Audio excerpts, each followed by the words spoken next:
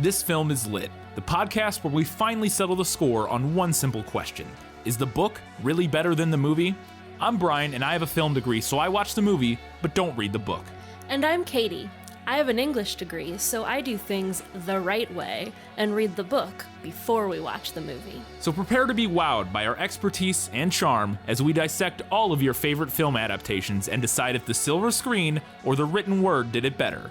So turn it up, settle in, and get ready for spoilers, because this film is lit.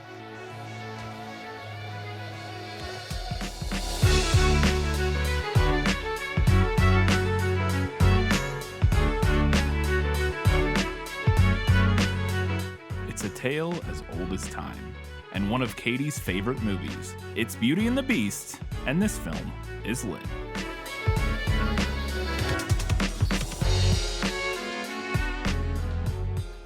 Hello and welcome back to This Film is Lit, the podcast where we talk about movies that are based on books. Katie, very shortly we'll be entering into our final installments of the Hunger Games summer series. Before we do that, we have one more intervening episode, which is your birthday episode. Yes. Although this drops a little bit before your birthday. Yeah, it's like 2-ish weeks before my birthday, but... For scheduling purposes. Yeah, for scheduling purposes, because I didn't want to have a full episode in between parts 1 and 2 of Mockingjay. No. So yes, we're doing this a little early. Doing the birthday episode a little bit early, but that's all good. People can listen to it on your birthday or listen to it when it comes out. It doesn't really matter. We have all of our normal segments, so we're going to get right into it with our first segment. Let me sum up. Let me explain.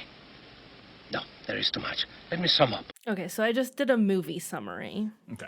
The fairy tale, I think, Beaumont's version is short enough that people could just go read it. Yeah. You linked copies. Yes, I did link copies. If you want to quickly go read, you linked copies on all of the social media posts for the prequel episode. Yes. So if you go to Facebook or Twitter, you can find the prequel episode post, and then in the comments of that, there's links to the story. It's also...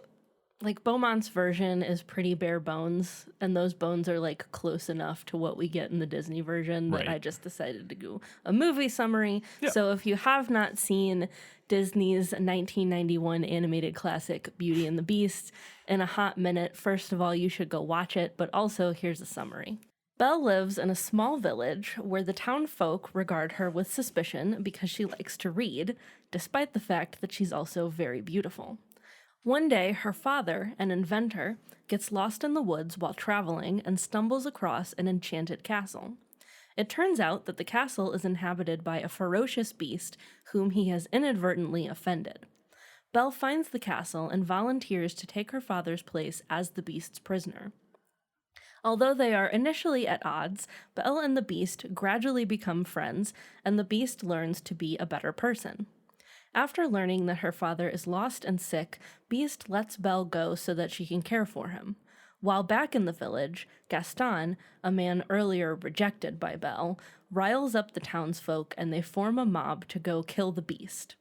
After a fight, Gaston manages to stab the Beast before plummeting off the castle. As the Beast is dying, Belle confesses that she loves him. This breaks the spell and the Beast transforms into a handsome prince, his true form. He and Belle live happily ever after. There you go. In case it's been a while since you've seen The Tale as Old as Time. Now you have a little bit of a refresher. Well, hopefully you just went and watched it. Most people these days have Disney Plus because for all of the Marvel shows, if for no other reason. But that was a nice little summary. I said we have all of our segments. That's not entirely true. We are going to do Guess Who. We don't have an actual Guess Who segment, but we wanted to talk about something very briefly in the Guess Who segment. So let's do that right now. Who are you? No one of consequence. I must know. Get used to disappointment. Okay. So this was my note that if we don't have a Guess Who segment, which I thought we may not. Yeah, there wouldn't have really been a way to do one for this. That's kind of what I figured, kind of what I assumed. But I did want to know, in lieu of that, if the description of the beast in the book, it matches up, if there is a description in the story, and if that matches up at all to what we get in the film. basically, was what I wanted to know. So Beaumont's version of the story, which is the shorter one, doesn't describe the beast in any kind of interesting detail. She basically just calls him ugly, deformed, horrifying, sub in any generic insult for appearance. Okay. Villeneuve, so we don't actually know though. in that instance. Right, we don't actually know in if that he's instance. a beast or just an ugly I mean, man. they say he's a beast. Right, but that you can use that word Right, to he describe. could just that be a very beastly looking man. Right, yeah. Technically. Villeneuve's version, which is the version that Beaumont's comes from. Okay, so I was going to ask that. Beaumont's is the later version? Yes, it's the pared down version of Villeneuve's. So Villeneuve states in her version, he, Belle's father, was terribly alarmed upon perceiving at his side a horrible beast, which, with an air of fury, laid upon his neck a kind of trunk, resembling an elephant's, and said with a terrific voice, "Who gave thee permission to gather my roses?" Interesting. So what we know about the beast in Villeneuve's version is that he has a trunk like an elephant's. There's also an illustration in the book that I looked at, which again was linked, and it's on Google Books. Do you know where the illustration comes from? Like, is it contemporary to the story, or is it a later edition? I don't think it's contemporary to the story, but the book that's on Google Books, I think, is also fairly old. So I'm going to show you that illustration right now. So yeah, that just looks like the Elephant Man. Yeah, he looks like an elephant man. Yeah. If you are interested in seeing this picture, I'm going to post this on our social media, so you can check out our Facebook, Twitter, and or Instagram. Yeah. If you want to see that. That's interesting because it definitely it's just a man.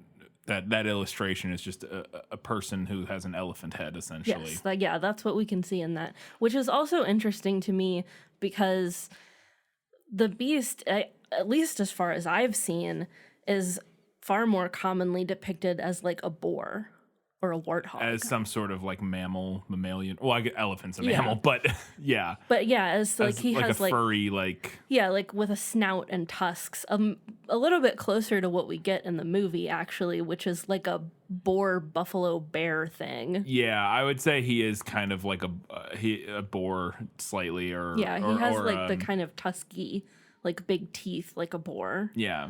And also then, elements of buffalo horns. Yeah, and I was gonna say in some elements of it, kind of not lion like, but he has almost like a mane, and a leonine kind of face. Yeah, you could because I could almost imagine describing him as like a saber-toothed tiger-y type of look, kind of. But boar, I think, is also accurate. He's definitely a hodgepodge of sort of. And then he's like his physical form is kind of bear-like. Yeah. But I think lion is also a pretty common way to depict the beast as well. I think maybe a little bit more modern.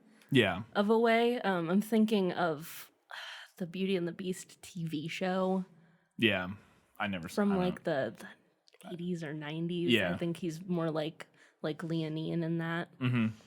But yeah, so it's interesting because elephant would not be one of the, and it would make, depending on, because like elephant, you could see if it was the story was coming from an Eastern, it was like from its Eastern roots or something. Probably. The reason that Villeneuve uses an elephant is that would have been like incredibly exotic and strange to her audience in pre-revolutionary France. Yeah, interesting. That probably would have been something that a lot of her audience had only seen illustrations of. You know. Yeah. Okay. Cool. I just wanted, like I said, I was just really interested to see how that character design compared, because we did talk about very briefly in the prequel that a lot of he went through a lot of iterations before the final version they landed on in the Disney film, and apparently you can see many of those in the decorations of the castle, like the statues and stuff within the castle have some of the earlier sort of iterations of the beast before, and maybe like the things on the top of the gargoyles. Probably versions of the beast that they kind of went through before they landed on the one we see in the film. Cool. All right. That was really all I want to know about that. Just want to know what the beast was and how he looked in the story. And what the movie did with it. I have a lot of other questions, though, so let's get to them was that in the book? Nicholas Flamel is the only known maker of the Philosopher's Stone. The what? Honestly, don't you two read? So the first thing we get in the movie is the backstory of how the prince became the beast. We get the sort of stained glass window illustrations of this backstory with a nice voiceover giving us the fairy tale about how he was cursed to become the beast. And I wanted to know if any of that story with the elderly woman coming to his door and him turning her down and then her turning into a beautiful princess and cursing him to a life of loneliness, if that is what we get in the book. Story, whatever. So Villeneuve's explanation is really long and convoluted. Very long, very convoluted. But it basically boils down to an ugly old fairy asked the prince to marry her and then cursed him when he was like, nah, I'm good. Okay, so that's similar. Yeah, it's similar-ish. Like in the movie, it's not stated explicitly that she wants him to marry her. She just wants to come inside. Yeah, she wants shelter from the cold. Yeah, essentially, yeah, and he turns her away. Yeah. So not exactly the same, but there's a similar idea there. Mm-hmm. Beaumont's version only states, a wicked fairy had condemned me to remain under that shape until a beautiful virgin should consent to marry me, without further explanation, which is very conventional for the fairy tale genre to just kind of state a fairy cursed me, and we don't really need any more explanation than that. Yeah. Yep. Okay. But so that's even more pared down version of the previous one. Yeah. But I mean, it's the Beaumont version tracks with the previous version. It just has less details. Yes. And both of those kind of track, except for the marrying part. I mean, the Beaumont version does essentially track on pretty much identically to the movie, other than like the reveal that she's actually a beautiful like witch or I don't know whatever. Yeah. Her ugliness melts away to reveal a beautiful enchantress. That's the word. They call her an enchantress. Yes. Yeah. So so similar, but not quite as detailed as it is in the movie, and then some slight tweaks. We also find out though, so now that he's been cursed to this existence as the beast. The only attachment he has, or the only like interaction he has with the outside world, is this magical mirror that. I can't remember if she gave him or I guess if it's ever stated. She gives him a magic mirror, which basically can like it's a hand mirror. Yeah, he can like say, look into it and say like show me whatever, and it shows him that. Yeah, and I want to know if that mirror, the magic mirror, comes from the story. It does not. At least it does not come from the versions that I read. The two versions. And that is a stipulation that I should put in here, is that I looked at two different versions of the story, which were the kind of closest relatives of this film. But it is also entirely possible that there are elements pulled from other variations of this. And because one thing you didn't look at, and it's obviously because it's a movie and not a book, and we mentioned in the prequel, I think I mentioned that. So the movie there was another previous movie, the 1940 version, live action version of Beauty and the Beast. It's a French film that this movie pulls a lot of inspiration from, and there apart could from the be story. So there could be something. I've never seen that. I have not seen it either, so we can't comment on what similarities or what things this movie may have taken from that movie. Mm-hmm. We don't know because we didn't watch that movie, but. Not from these stories. Right, not from the stories that I read. I do like that expansion. I think it fits really neatly into the fairy tale genre. Yeah, I mean it tracks right along with Cinderella. There's a magic mirror in Snow White. Or Snow White, not Cinderella. Snow White. Yeah, so magic mirrors very common in fairy tales in different uses and different tend to do different things throughout, but mirrors are often they're often considered magical items in folklore and fairy tales. Yep. Along with the mirror, he also the other magical thing he has with this mirror is the rose. And in this version of the story in the Disney movie, the rose is essentially a clock that is counting down to his, I believe, 21st birthday. I think think they say. Yeah, his 21st year. Yeah, and when he as he ages and as time passes, the petals start falling off of this magical enchanted rose that is under this glass thing. And when the last petal falls off in his 21st year, the ability to reverse the curse will go away, and he will be forever trapped as the beast, doomed to remain a beast. Doomed to remain a beast. Whereas he has an opportunity to break that curse, but it's on a time limit.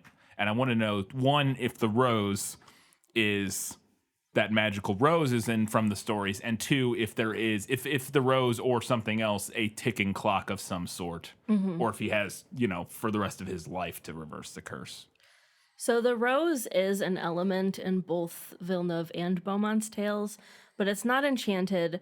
It's not a ticking clock in the same way that it is in the movie. There's no mention of him having any kind of time limit in either story. So the imposed time limit of his 21st year or something, the Disney movie has added. Right, yeah, we've added that to up the stakes. Yes. So the rose in the story is basically like the impetus for the action, like the direct action of the story. Beauty asks her father to bring her back a rose when he leaves to go on like a business trip, and he tries to take one from the palace gardens, which sets the main story in motion. Okay, so there is in fact then a rose that is important. Yeah, that's a common motif. Yeah, but they just took it and turned it into a magical thing that is symbolizes his impending his impending doom. Yeah. So obviously there's no songs in these fairy tales, and this movie is a musical. So there were some moments of the musical that I wanted to know if certain elements of it were anything that were reflected from the book. One of those is that in the opening number from the film is Belle as she's going through the town. And I wanted to know if anything with her interaction in the town or any elements of this song ring true to the character of Beauty, Belle. I'm going to call her Belle. That's right. She's not called Belle in the... Well, she is because it's French. It's French. But in the translation, she's called Beauty. And if Belle has... if any of the things that kind of transpire in that musical number track and felt like you saw the connection to the story that they were pulling from. Well, there are a couple small things. They are in like a pastoral setting in the stories. They weren't always. Her father is a merchant and has recently lost his fortune. But they are in like a countryside setting. So there's that. She does like to read. More on that in your next question. Yes. And she is considered extremely beautiful, to the point that we don't know her name because everyone just calls her Beauty. Calls her Beauty. So that is interesting because it does, and I guess I could have asked what her name was and I didn't, but we kind of already have touched on it. Obviously, in the Disney version, her name's Belle, which works for an American audience as a name, right? Because it just sounds like a nice name, but it's from the French, which is Beauty, hence Beauty and the Beast. Belle is Beauty, blah blah blah. But so we don't actually know her name in the stories. She is just always referred to as Belle. Belle Beauty. Or Beauty. Yeah. Interesting.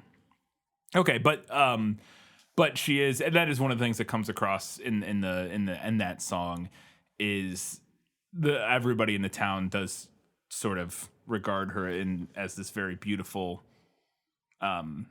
woman who's shown up in the town, and they're all sort of taken with her, and that's kind of the main thing we're setting up in that musical number, along with her sort of quirkiness, which is the fact that she likes to read. Right. And I wanted to know if that was something that Disney invented, trying to push a dirty, commie, feminist reading of a heroine who likes to read, or if that is inspired by the original text. I say original text, original in air quotes. The original text in this particular instance. Right. So this is actually not an invention of woke 90s Disney. Okay. Villeneuve's version does feature an immense library at the castle, and it's mentioned that Beauty likes to read. She finds the library and she's really jazzed about it. She's like, I love reading. And Beaumont's story also specifies that Beauty loves to read, and it is something that her sisters mock her for. Oh, so in she that has version. sisters. Yeah, she has sisters in both. Okay.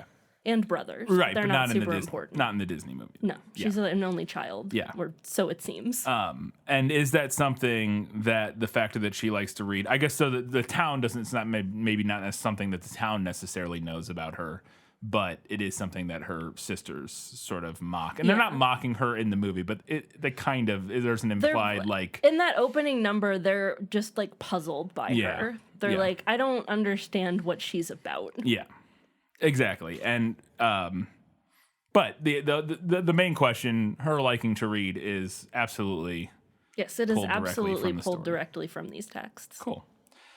Speaking of that song, we're introduced to Gaston, the local town jock.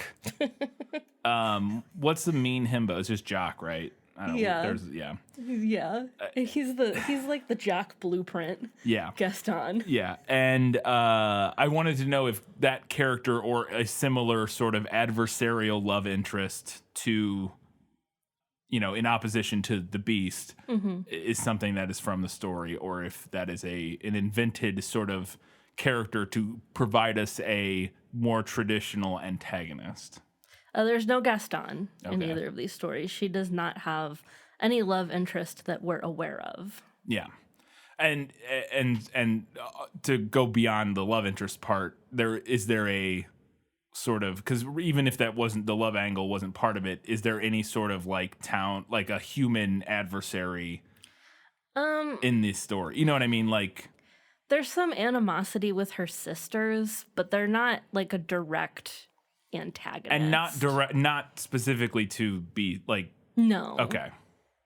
Yeah, I guess that's what I'm saying. There's no human character who is sort of a foil. A foil. No. To our main sort of pairing in any way. Okay. Cool. Speaking of some other characters that are in this opening sequence.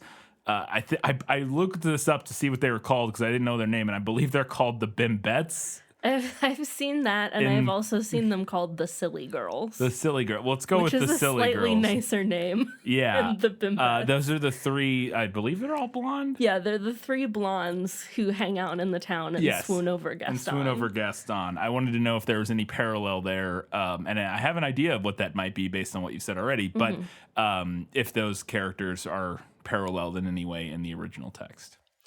So they're not at all similar to Beauty's sisters in the story. Because once you said sisters. But she does have sisters, and there is like some animosity. Because let's be honest, in these stories, Beauty is kind of a goody-goody.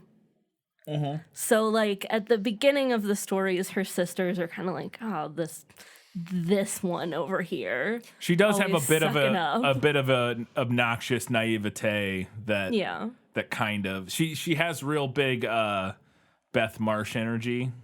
A little bit. So like it. Yeah. And then later on in the story, when she shows back up at home and she has like riches from the enchanted castle, then they get kind of jealous. So there is some animosity and some jealousy.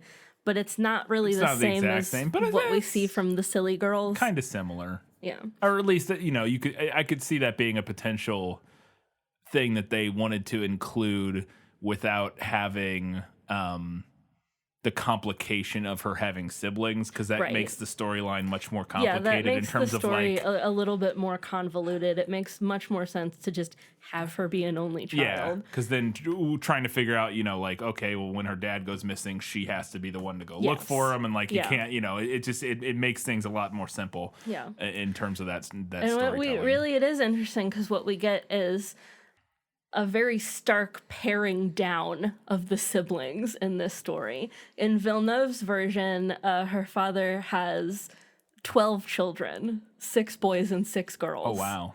And then in Beaumont's, she slices that to 6, 3 boys and 3 girls. And now in Disney's version, she's an only child. Only child. Now. We don't want to deal with this. Way easier. Oh, yeah, that works.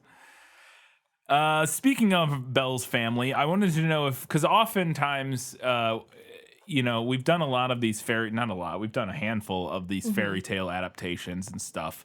And very often, some of the secondary characters are incredibly like in the adaptation, in the film version, they will often take secondary minor characters like the main character's parents or siblings or something and turn them into much more important characters, whereas they're just sort of briefly mentioned in the fairy tale version.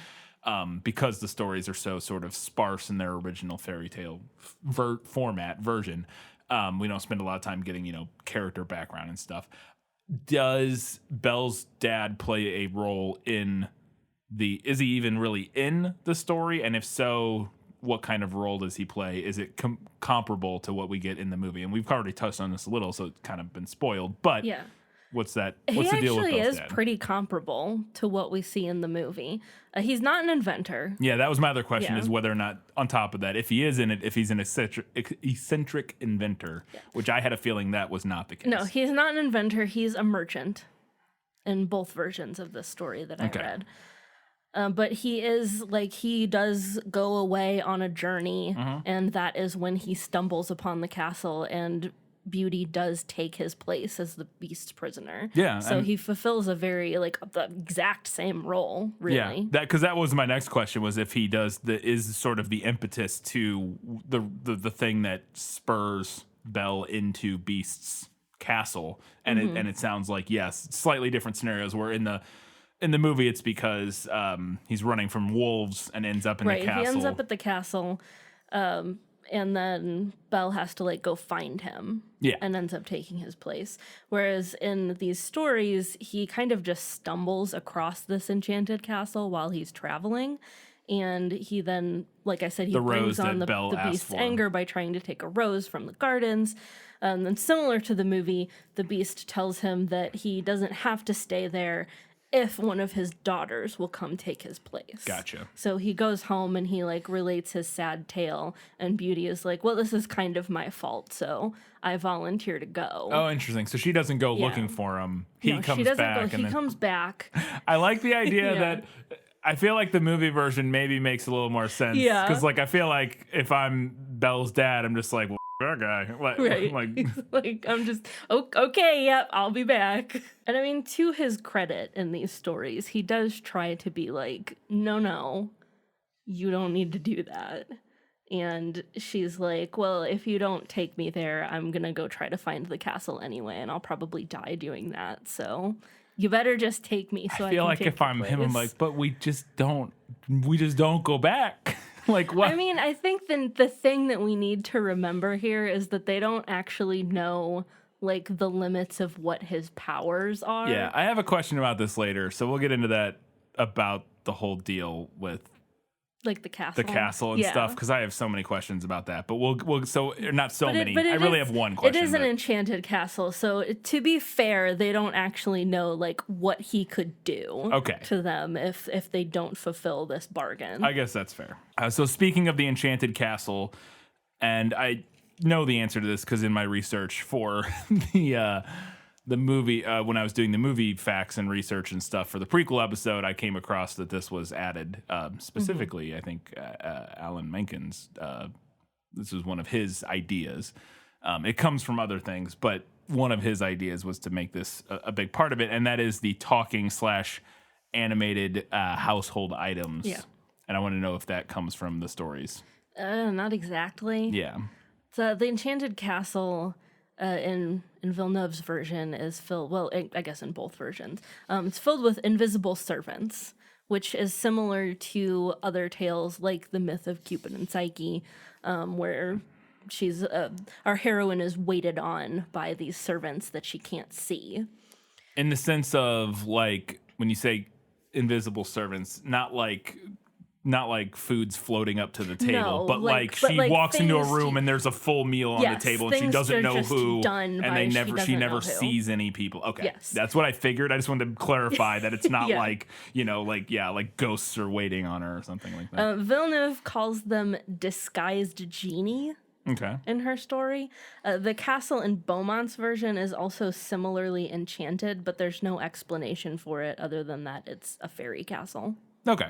Yeah, that's interesting. That's actually more than I thought, to be fair. I actually thought that the element of sort of the magical castle itself would be like my idea was that literally the only like sort of magical thing we were going to get was the curse itself, and that he would be essentially living in a basically like standard castle with like servants and stuff. Now that castle is hecka enchanted.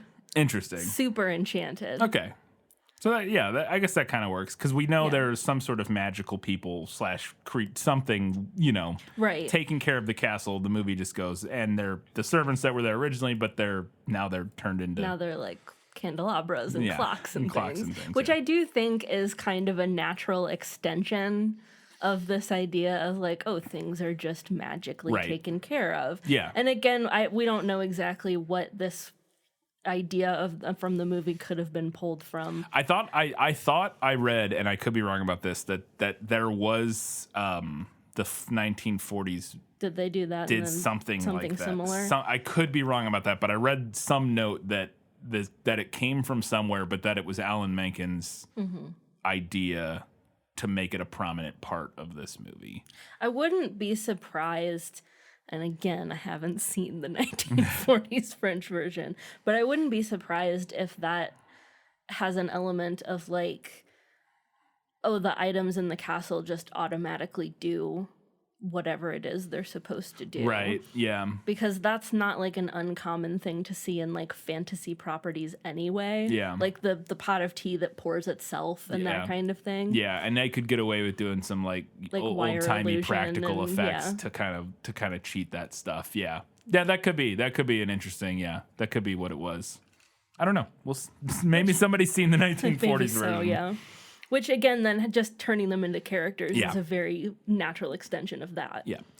So, again, speaking of the castle, Belle is told upon arriving at the castle, not arriving, but after she makes the deal to stay there to release her father, she's told she can go anywhere she wants except for the West Wing. Is it the West Wing? Yeah. Okay, I was gonna say the West Wing. I'm like, surely that's not right. No, it is. It is. Yeah. She's forbidden from going to that wing of the castle, and they won't tell her why. And I wanted to know if that element of the story is from the stories or if it's added, because it is from a different fairy tale. But we could talk about that, I guess. So neither of these stories features a section of the castle that was off limits to beauty. In Villeneuve's version, she's actually like constantly exploring the castle and finding new cool rooms. A lot of Villeneuve's story is just like rooms in the castle. And the castle seems like it actually changes to meet her desires in that version of the story, which is interesting. Yeah, that is interesting. So the other thing I was thinking of was Bluebeard, right? Yes, yeah.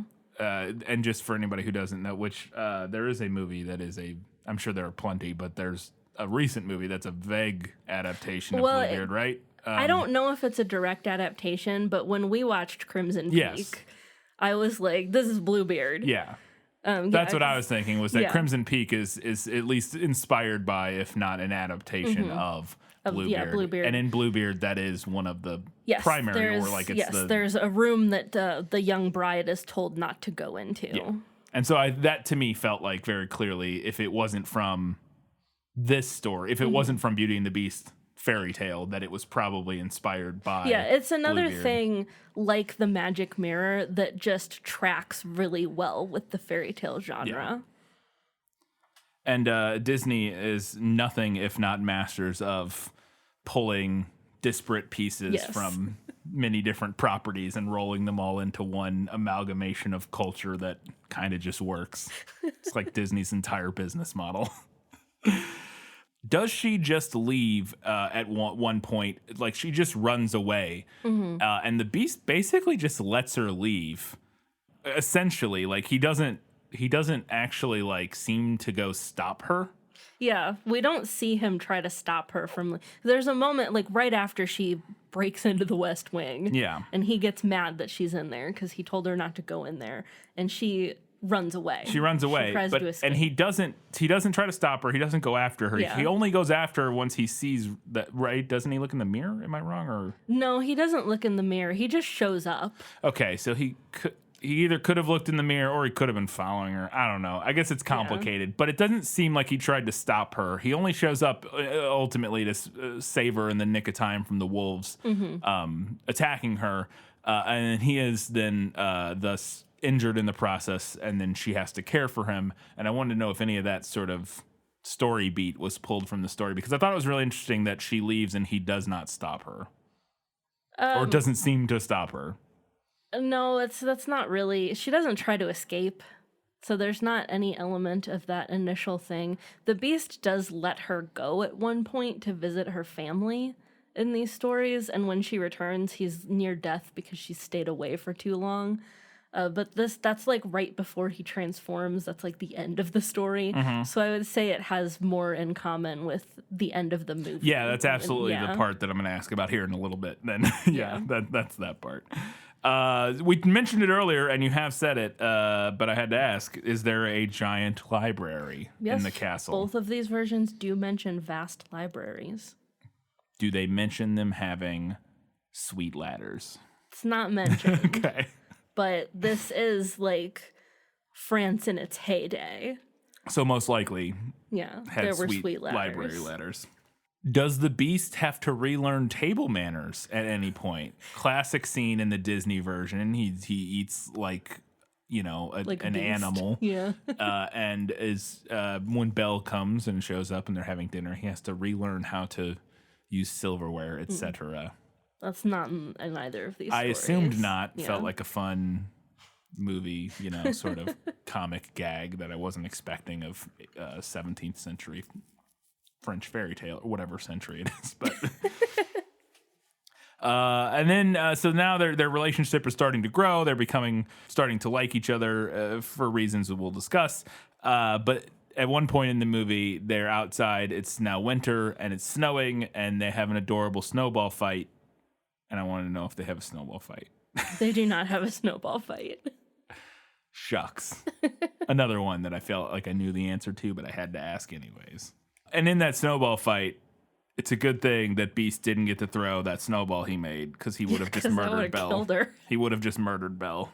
Would have been. That's like the snowball the size of a beach ball.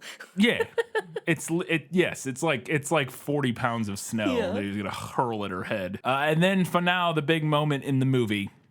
Have to ask about this. It's like the scene everybody remembers. We talked about it in the prequel episode. It's the scene that they used a lot of for the first time. Used like significant amounts of CG in to do this 3D ballroom that they're dancing in. And I want to know if the ballroom dance or the ball, and I don't have this specifically, but it'll follow from it. The ballroom gown that she's wearing, the yellow dress, if we get either of those things in the stories. So there's no elegant ballroom dance. Okay. In both of these stories, basically the only things that Beauty and the Beast do together are eat dinner together every night. Okay. That's pretty much it. Boring. A little bit, yeah. On the subject of the dress, this, there's nothing that seems specific to the ball gown that she has in the movie is described. To be fair, there's nothing particularly, unique or, there's nothing particularly unique or distinctive about Belle's ball gown in this scene, apart from it being gold. That's the thing you remember the most about it. Yeah. It's this big, it looks like melted elegant gold ball gown. But there's not there's nothing super intricate or unique about it, apart from the color. It's not even really period. No, but yes, So you're saying though that there is potential. Well, I think there's a potential analog to. Because we meet in the movie the character of the wardrobe who wants to, dress her up. Yeah. And at least it's not so much in Beaumont's story. Beaumont's story mentions that there's a lot of, riches and finery at the Enchanted Castle. But in Villeneuve's version, she actually plays dress up quite a bit because there's a lot of really nice clothes there. Oh, okay. So I feel like there's like an analog there. Similarity. Well, and I think it's fair because throughout even beyond the gold ballroom dress, throughout the movie, she's in several, like once she gets to the castle, she ends up in quite a few different they're able striking to outfit her in several different dresses. Like that, and then there's the pink dress, which is the one she's more often depicted in. I like her green dress that she wears during the snowball fight. I've always liked the green dress. Yeah, that and I was gonna say there's that dress, but then specifically she's wearing like which also I don't know if it's she has like a cloak and a mantle, cloak, little like mantle thing, which is cool. It has like fur trim and stuff. Yeah. You mentioned it earlier, so this, it sounds like, is actually something that was pulled essentially from the stories, is that she finds out she wants to see her dad, so she looks at him in the mirror and sees that he's in peril, and she must go and help him. And in this moment, Beast lets her leave. He's like, yeah, go, fine. But he's very forlorn in this moment because his dream of, not being the Beast anymore and marrying her is gone because he's let her go. And I was like, bro, just go help her? Like, she's like, no, my dad needs help. And he's like, fine, go help her. It's like, you could go help, right? Maybe he can't leave the castle. I don't know. Well, that would actually track. It doesn't say that, but it would track because they do say the mirror is his only connection. Maybe there's some weird rule, but they do not say like he can't leave the castle. Right. I feel like, and maybe it's implied, but I feel like it's not like an explicit rule that the movie lays out that he can't leave the castle. But I guess maybe that is the case. But so that would actually, I guess, kind of work. But I did think it was like, just because she's leaving now doesn't mean she wouldn't ever return. It does seem like a really obvious solution of like, okay, we're gonna go find him right now, bring him back here, and he'll receive the best care imaginable. Although he doesn't, we do know from the earlier scene where she has to take care of his injuries. Apparently, he does not have an animated, household object that does like medical care. I guess not. Because Belle has to do it for him in animated, the movie. What would that even be? A roll of bandages? Yeah, I was trying to think of what it would make sense to. I mean, it would have to be something that could do. Because there would have been a court doctor, right? Or something like that. Yeah. There would be like the royal physician or something like that. You would think. And it would. But I don't know enough about medical stuff at the time of what that person would turn into. like I don't know. Something horrifying, probably, because all of their medicine back then was just a nightmare. But a bloodletting knife. Yeah, I don't know. I'm trying to think what would make a good jar of that slugs. Character. It's just a jar of eels. Leeches. Leeches. That's what I was thinking. Just an animate jar of leeches that is like one person's consciousness somehow like embodying a jar of leeches. Oh my god. That would have been fun. Imagine like you and all of your fellow household servants get turned into objects, and like some people get to be like suits of armor. Yeah. And you're a jar of leeches. I mean, apart from how just being a leech would be weird, you have to grapple with the fact that your consciousness is like split into multiple organisms and gross. How that even works. And maybe you're the jar. You just have to be filled with leeches. Yeah, that could have been a fun animating thing though, because the leeches could move inside to like make faces. Like the face could be the leeches like moving around. I mean, it would have been gross, but it would have been interesting. Could have been interesting. Anyways.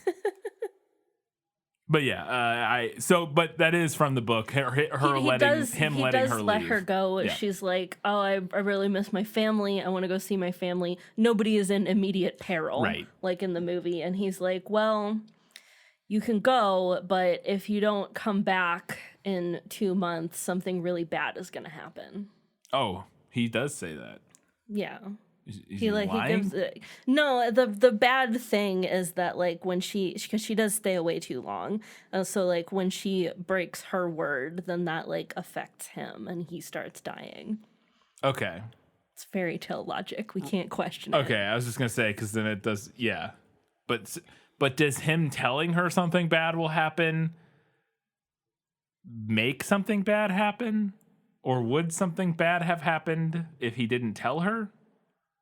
Do you know what I mean? Like, well, I guess my question is like him being like, if you don't return in 2 months, something bad will happen. Let me fact check and see what he actually says in Beaumont's version. I'm just wondering because to me it could be that changes like to me that changes the characterization of it just changes the characterization of Beast in the story if he tells her, if you don't come back in 2 months, something bad. That's like very like sort of weird abusive relationship type thing. Whereas if he tells her that and him telling her that is what like causes this situation where if she doesn't come back, he will die.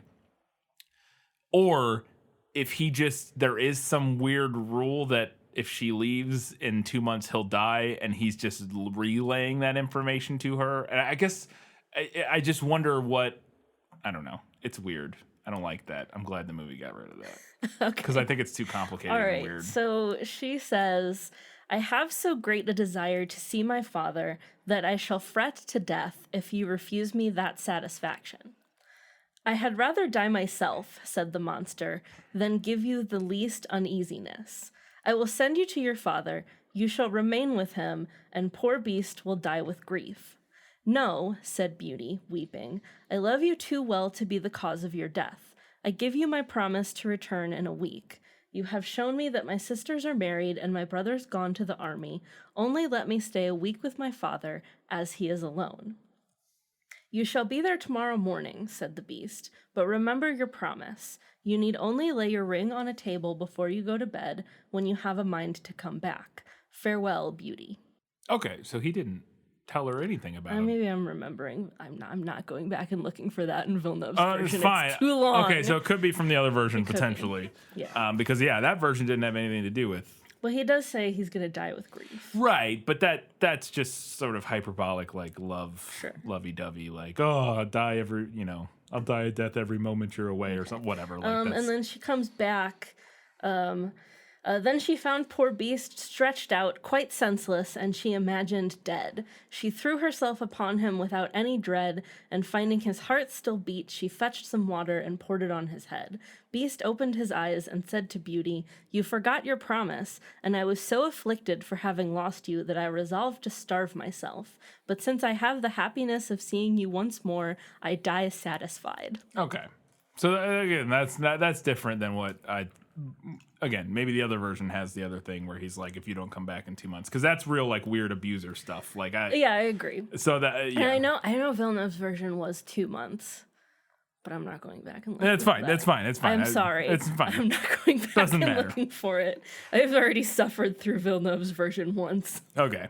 But yeah, he does let her leave, and she does then return on her own. Yes. Does the town form a pitchfork? So we know there's no Gaston, but I did want to know if there was if we at any point have the town sort of finding out about Beast and deciding they need to go kill the Beast. Right. If we get a pitchfork and torch mob to kill the mob him. song. Yeah. Or as I like to call it, the Straits are having a gay panic. Mm-hmm. I was thinking also that, and as you could definitely read into it like a race thing, like definitely, like oh, the local town pretty white girl, we don't know that guy out in the castle, she can't be with him. Go murder that. Let's go murder that guy. No, I agree. And then and obviously we know Howard Ashman. Yes, was writing for this, right? And so yes, the gay allegory makes a lot more sense. The queer theory in this song, if you look at like the lyrics of it, a lot of it is directly ripped from like gay panic, like, oh, the children, the Beast will make off with your children, he'll come after them in the night, kind of thing. But I think it tracks in both definitely readings tracks for sure. Either way. Yeah. Regardless, none of that is from either of these versions. Yeah. There's not like a town, so we don't know any of the town's people. Okay. So we don't, no parallel there. Cool. And we know there's no Gaston, so I think it's safe then to say that we don't have any sort of final confrontation between the Beast and a foe of any sort or anything like that. Okay. Unless you count his grief as a foe. Yeah, fair enough. Then the last minute confession of love. It sounds based on what you just read from the Which version? Beaumont version? Yeah, the Beaumont version. From the Beaumont version that this is the case. But so specifically in the movie, she has to, and I'm now not sure that I remember whether it's say that she loves him or kiss him or both. I'm not sure. She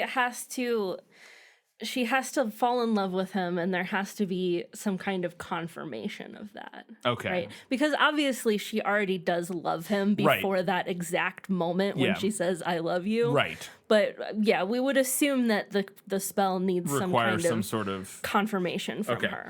And so my question is, if there is that sort of specific thing that needs to happen, whether it be a kiss or a confession of love, in order for the curse to be lifted, and then also... because in the movie he's been stabbed by Gaston and is dying and essentially seems to have died. And I wanted to know if that secondary aspect of it, of him dying and then essentially kind of being resurrected as a human, is part of the original story. Kind of, but not really. The second part. The second part, okay. yeah. So we know based on what I already read, he's like at death's door. Right. So he doesn't die. He doesn't die in the same way. And it's not by an injury or anything. It's because he just died. He got real emo and starved himself to death. Pretty much. So we know in the movie it's that she has to love him. And in Beaumont's version, she has already said that she loves him, but she's like, I love you as a friend. We're friends. Beast got friend zone. I love you as a friend. But the thing that breaks the spell in both Beaumont and Villeneuve's version is that she agrees to marry him. Okay.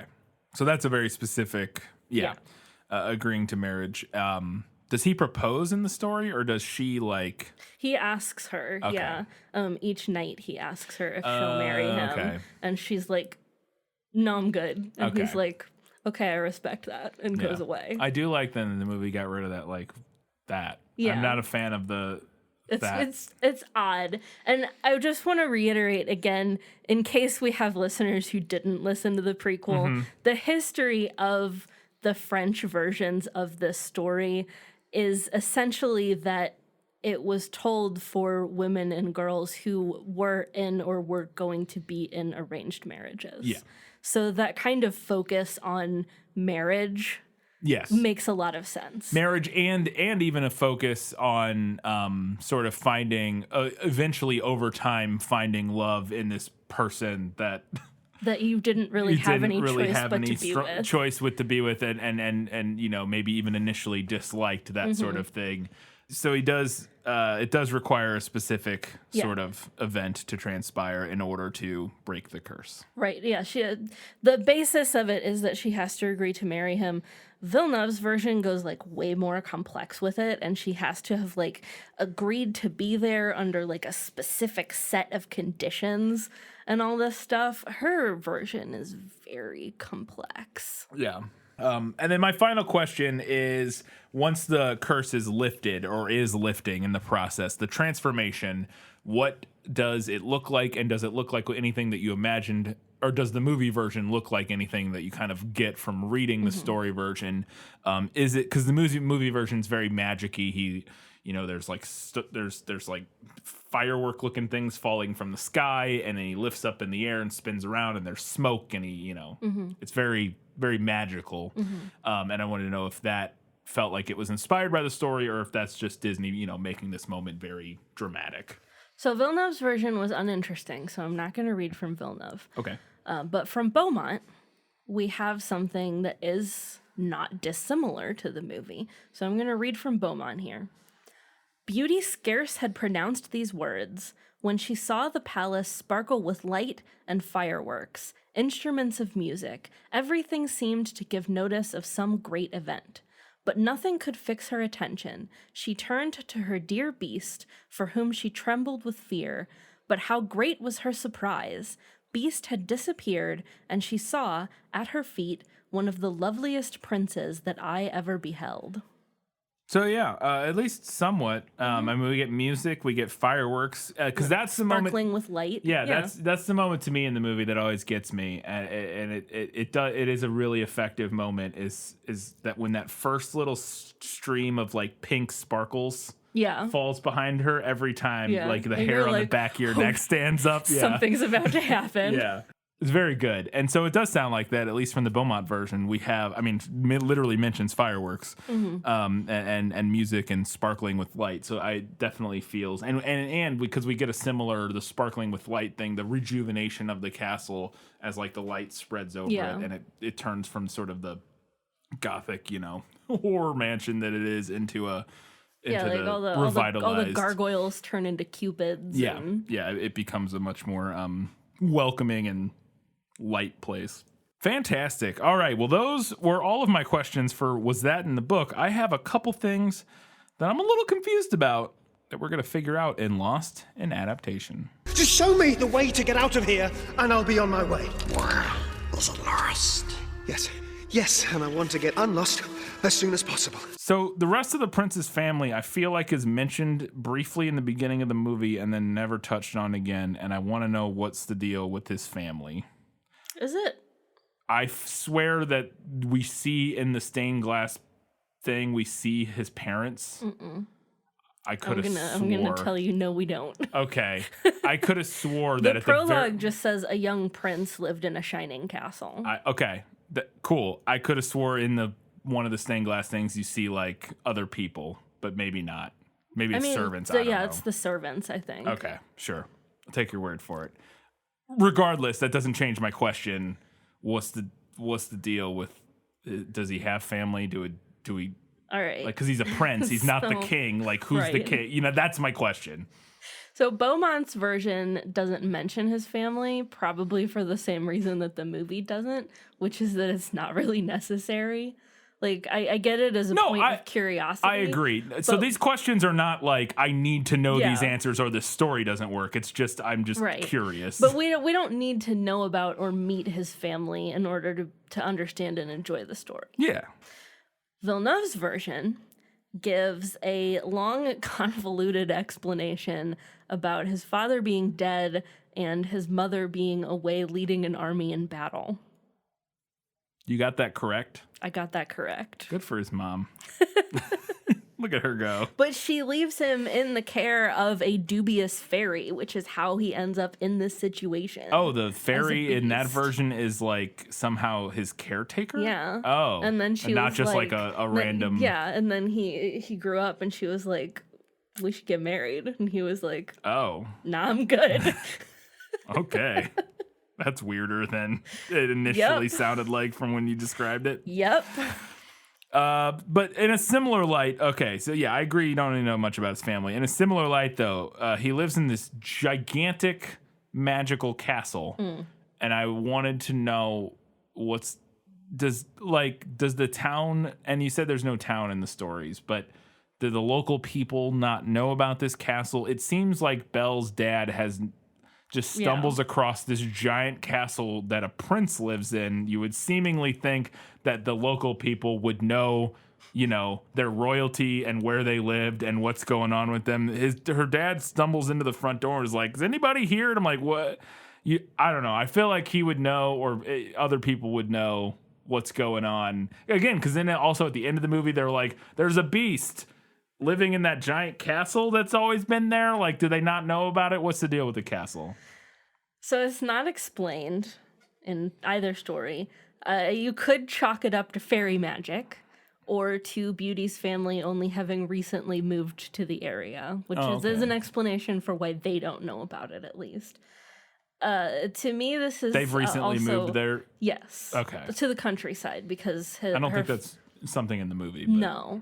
I mean, I get the vibe in the movie that Belle probably hasn't lived there for her entire life. Yeah, it seems possible. Just like based on the way the townspeople react to her. Yeah, I guess I could see that.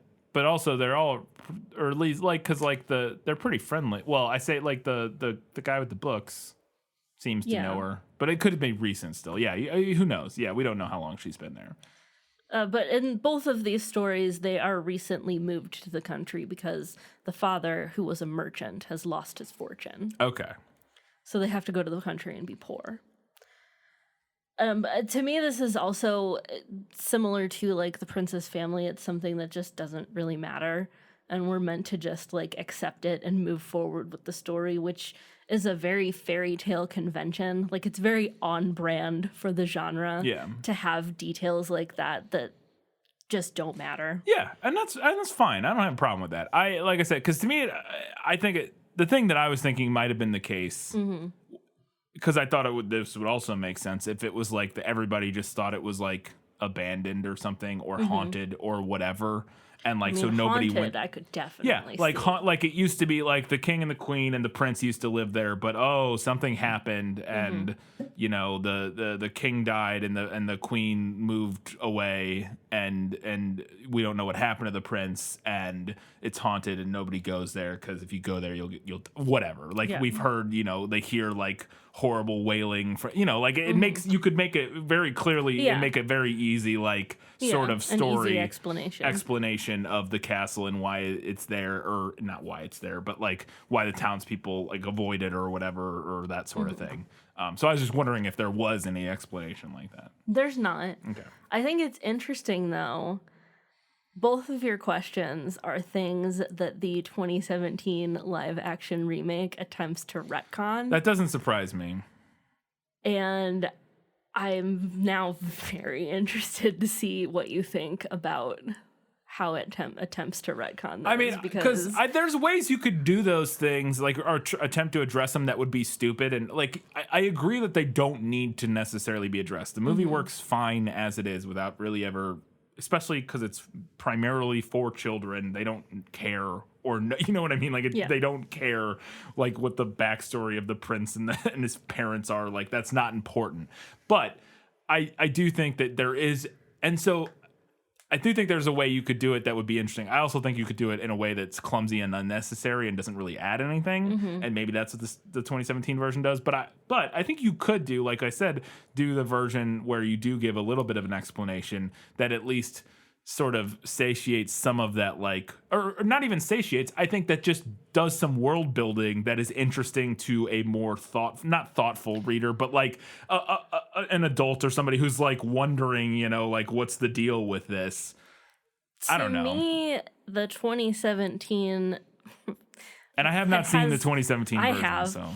There are varying degrees of success. Okay. While we are on the topic, the 2017 live-action remake of this film is going to be our August Patreon bonus episode. Sweet! So if you're interested in hearing every single thought that I have about that, of which there are many,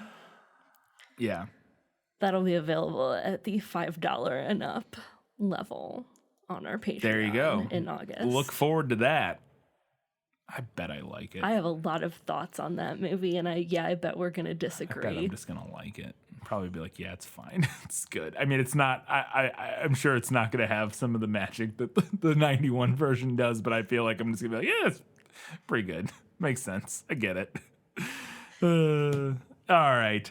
That was all I had for Lost in Adaptation. Now it's time for Katie to talk about all the things she liked better in the book. You like to read? Oh, yes. I love to read. What do you like to read? Everything. So my big better in the book thing is the Beast. He does have more of a character and a personality in the movie, which is good. But the other thing that the movie makes him, at least initially, is kind of an asshole with a horrible temper. You do that again with not saying asshole. Jerk. The thing that the movie does is make him kind of a jerk with a horrible temper. And I get why the movie does it. Like, I understand. But on the other hand, it does bother me that... Like, it bothers me that they went that direction, and it also bothers me that it then ends up being fodder for the Stockholm Syndrome take. Yeah. And I think that there probably was maybe a subtler way to tackle his character. I think maybe you could have him be more of a direct foil to Gaston, have him be, like, arrogant and entitled, but maybe not always, like, violent and screaming. Interesting. Okay. Like, have him initially be a little bit more similar to Gaston, because we see end up seeing Gaston's temper and like his rage and anger, but initially it's very like underneath this veneer of charm. Right. But I think we could have the Beast initially, instead of him having him have this temper and just be like furious and like yelling and like pounding on her door and threatening to break it down, we have him be like very openly arrogant and entitled. I think that is interesting, because I think that is would be a kind of a clever way to, again, like you said, to play him against Gaston. Mm-hmm. I think the issue there is that I don't know, and I think that would still work thematically. And especially for kids, I don't know if it makes a lot of sense for his character based on his situation, because he has had everything taken from him, and I like I said, I totally get why the movie does it, and it makes sense for him to be a ball like of anger. bitter and angry, and like that tracks for his situation. Like, so I get like, but I do see what you're saying. I think that actually would be really interesting if they could figure out a way to make it make sense that he is like sort of entitled and pompous and blah blah blah, because obviously he was a prince, so he is a prince. Like there's some background there that you could. I guess the thing is that it's been this whole long time where he's been alone in this castle. It would feel hard for me as an audience member to still believe that he, like, I don't know, has that sort of like arrogance. And that's where I'm torn on it, because I do 100% think that it makes sense for him to be angry. Yeah.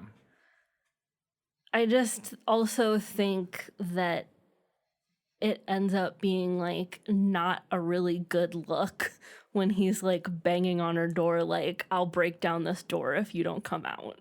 Yeah.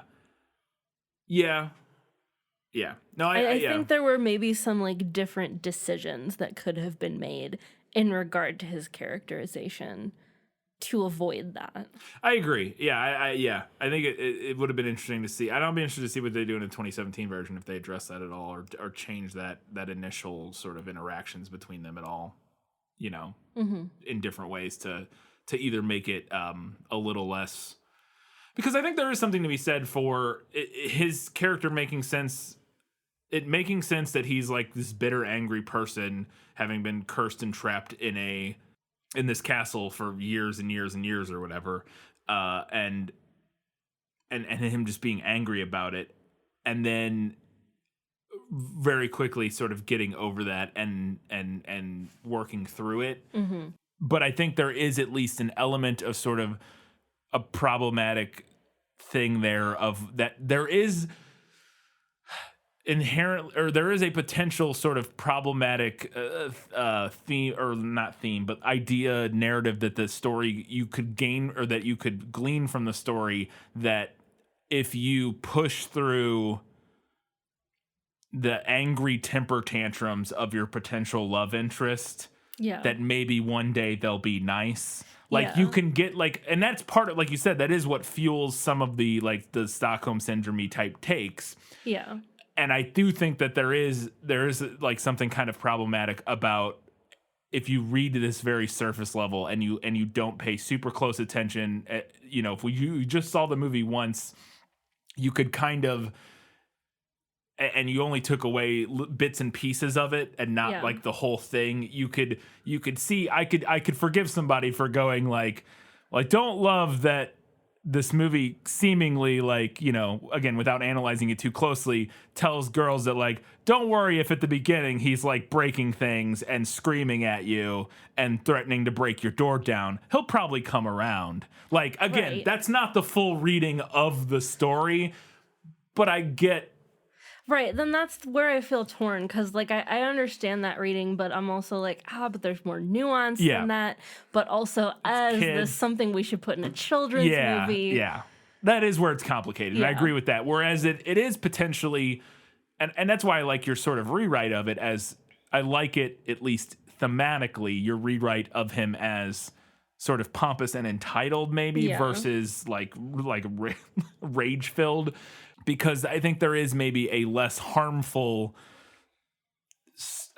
message there, in terms of like maybe the sort of arrogant exterior that this person puts out, or like the sort of, the image that they project to the world of sort of a pomposity and arrogance isn't actually who they are. Right. And maybe that is something that you can kind of work through and like get through, and then there is something beyond that. Whereas with somebody who's like, again, threatening violence, is that those are two different extremes that feels maybe like not ideal to kind of conflate. Yeah. This is a random thing, but something that has always bothered me in this movie is that Belle doesn't actually eat anything during Be Our Guest. Oh, yeah. She tastes a few things, but like, this girl said she was hungry. Let her eat. And we know that she gets a lot of great meals in both Villeneuve's and Beaumont's version, so I'm calling that better. There you go. Fair enough. There's also a cross-dressing joke in this movie, which is unfortunate. Yeah, I had this note too. And like, as far as cross-dressing jokes go, it's not the worst. It could be a lot worse. Yeah. But it's still, like, it's maybe the only moment in this that was movie my note, is that it's literally like, apart from what we just talked about with some of the like, if you surface level messaging of pushing through the violent abusive behavior to get to like the nicer version of that, of your potential partner or whatever. Right. Yes. I would argue that in the 90s that was probably already something that people might have been like about. Yeah. Whereas like this, nobody would bat an eye. Cross-dressing joke, like, but it is like, it's something that has not aged particularly and again, it's well. not really even in. It is like on the minor end of those kind of jokes, even like in at least. And not, again, it's not my place to say how offensive it is, because it's not my community that is being made a joke of or attacked in that situation. But. Or this joke in the movie, but it is like one of the people attacking the town ends up inside the armoire or whatever, and then comes out and is in women's clothes and like goes and runs away. Yeah, and so it's not even like, I don't know. There's definitely an element of like it could be worse, but it's not great. Yeah, it's very clearly the joke is like look how weird, like how horrifying it is to be. For this guy to have been in women's clothes, and now I don't know. That being said, it's like, I don't know what the joke there is just that he's startled to be in women's clothes. It's not even necessarily that we're supposed to like think less of him because of it. Are we? I don't know. Maybe yes. We already think very little of him. That's what I mean. Like he's already, but then it is like he is like a villain, right? And then so like one of the way, like, I don't know. It's a weird. I mean, the joke is that he, like, if you break it down to like the essence of the joke is that he looks ridiculous. Yeah. And yes, so there is an inherent sort of like a man dressed as a woman for a man is to be dressed ridiculous as a woman. and something you should be embarrassed about. Right. And that is essentially what it comes down to. So yes, it's not good, but it is. But it could have been a lot worse. Yeah, it could have been a lot worse. So much worse. Yeah. This is not a unique opinion. A lot of people think this, but they should have let the Beast keep his Beast voice after he transformed back into a human. It's not a hot take. It's a take that a lot of people have. Does he even talk in the movie? Yeah, he after does. I do. He says, "Belle, it's me." Oh, that's right. And the difference from the Beast voice to the human voice is very jarring. Yeah. They should have let him keep the Beast voice. That would have looked ridiculous coming out of that guy's mouth. No, they should have just let him keep it. Should have let him keep it. Disagree. My last note here. If you wanted him to keep the Beast voice, just admit you wanted him to just stay the Beast. Okay, fine. That's fine. You can admit that. I'm just saying that guy makes no sense with the Beast voice. I don't know.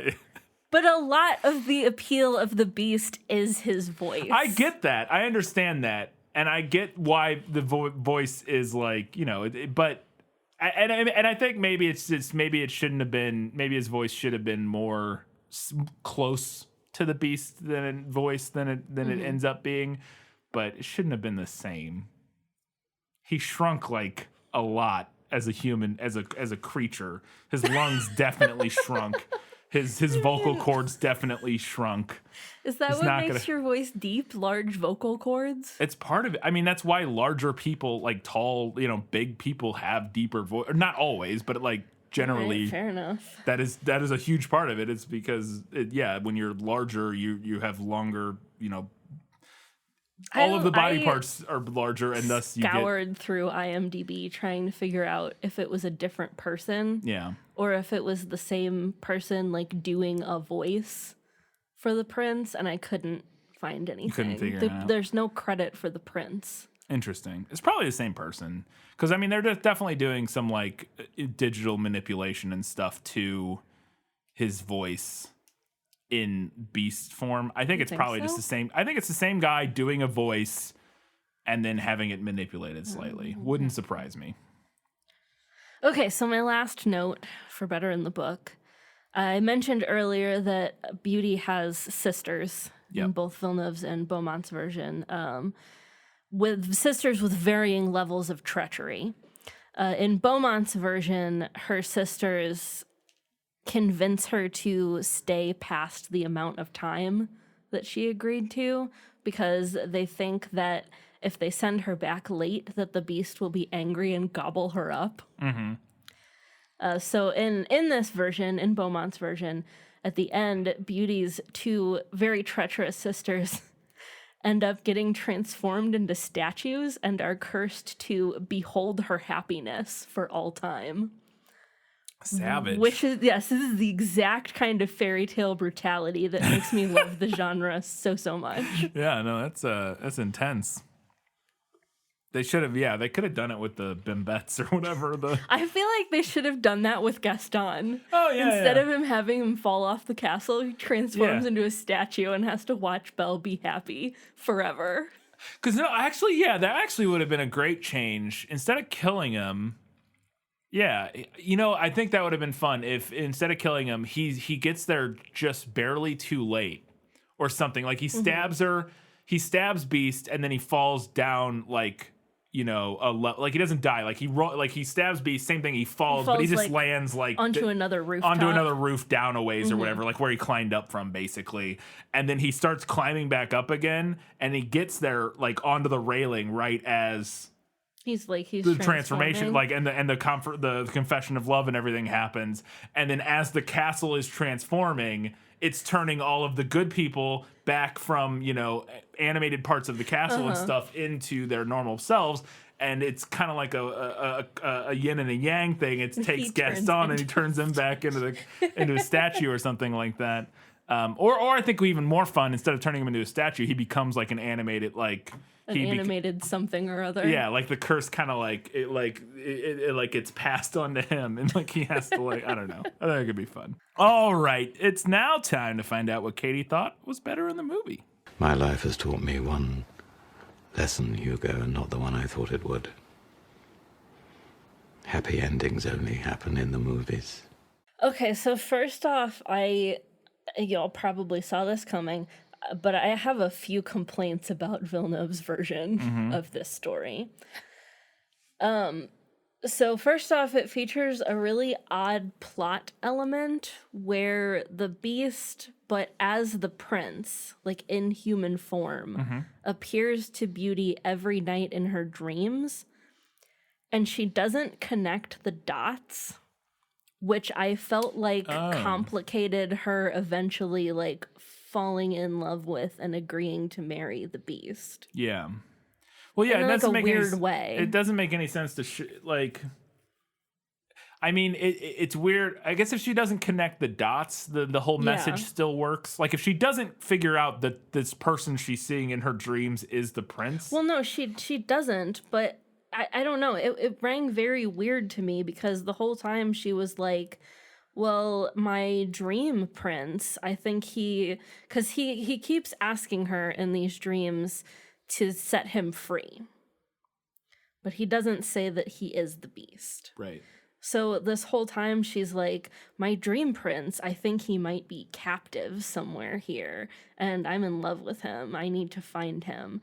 But then she ends up like agreeing to marry the Beast. So I'm like, I don't What am I guess that supposed to is weird and glean kind of from this? complicated. I think I see that's going for, like the her having this dream of this prince who's trapped, and no, I think it could work. Obviously, I didn't read it, so I don't know. I feel like that could work, maybe. I don't know. I don't think cutting it is bad necessarily. Yeah, I don't think it would work in this movie, for sure. Yeah, I don't know. I'd have to think about it more to see if I'd like that or not. But In Villeneuve's version, in addition to the invisible genie servants in the Enchanted Castle, they also have trained monkeys as servants. it's interesting. Weird.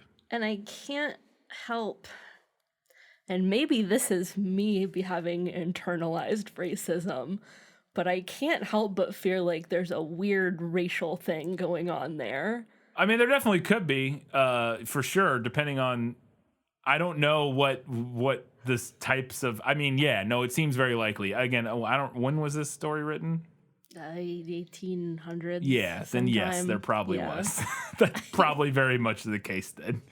I don't know the whole history of the racist sort of comparisons of people of color to different types of animals. I don't know how that all tracks and to what countries and when, but it seems very likely. It seems very likely. I mean, because it's been a thing for a very long time that it's kind of a minor element in the story, but it was something that was like very uncomfortable to read, where I was like, I think there's something going on here that I'm not on board with. Yeah, no, that seems very likely, because there's a lot of like racist scientism and stuff at the time that definitely saw, and that's where the more modern sort of racializing of that whole thing comes from. Is there definitely was a lot of like, again, racist scientism happening that was, and just science in general that was that viewed black people of African descent as actually like primates and stuff. Yeah. Well, I mean, we're all primates, but like, you know what I mean? As like, animals. As animals and that sort of thing. And directly, specifically as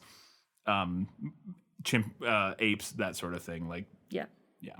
Villeneuve's version also includes this kind of odd section where when a beauty visits her family and her sister's suitors all like fall in love with her. Then that doesn't really go anywhere.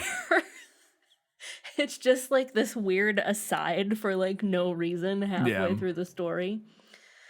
My main beef with Villeneuve's version, though, was that it just goes on and on and on and on. There's like an additional 30 to 40 pages after the beast turns back into a prince. Oh, wow. Which is where the story should end.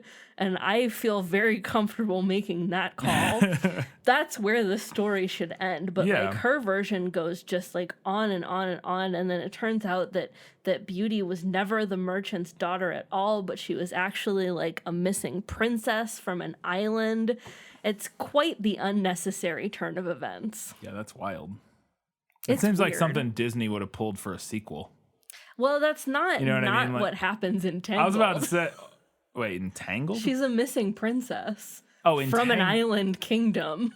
Entangled. Yeah. Yeah, I'm not. I meant a sequel to Beauty and the like one of the like direct to movie sequels. Like, it wouldn't have surprised me if they like did a weird twist. Like, oh, turns out Belle's actually Maurice's adopted father, adopted her, and she's actually from this kingdom. That I wouldn't have surprised me if they wanted to, because they made like directed like video there's sequels, Beauty right? and the Beast: The Enchanted Christmas, which is terrible, but I have a lot of fondness for in my heart, because it was a direct to VHS that we had.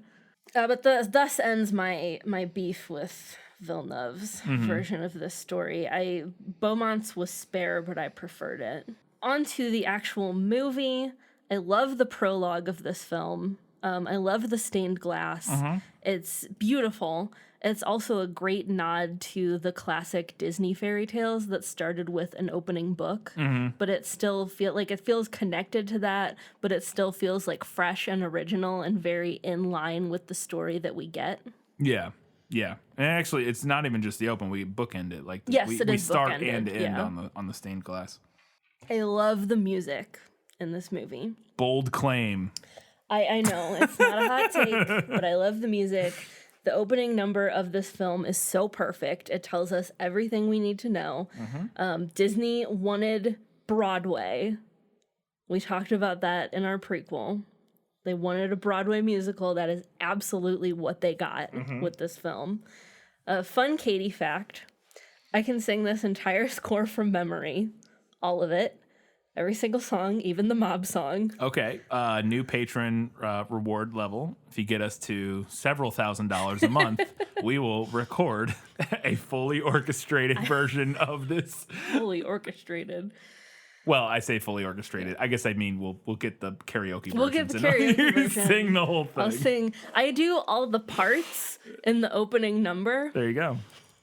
All right, that's it. Head over to patreon.com/thisfilmislit. If we can get up to, let's say, $2,000 a month, that's a good number. That'll never happen, so. I love Gaston. Gaston is a great villain. There's 1,000,001 reasons that he doesn't need backstory, but we'll save that rant for the bonus 2017 remake episode. The short version of it is that Gaston is a caricature of someone we all know. He's the arrogant, entitled bully.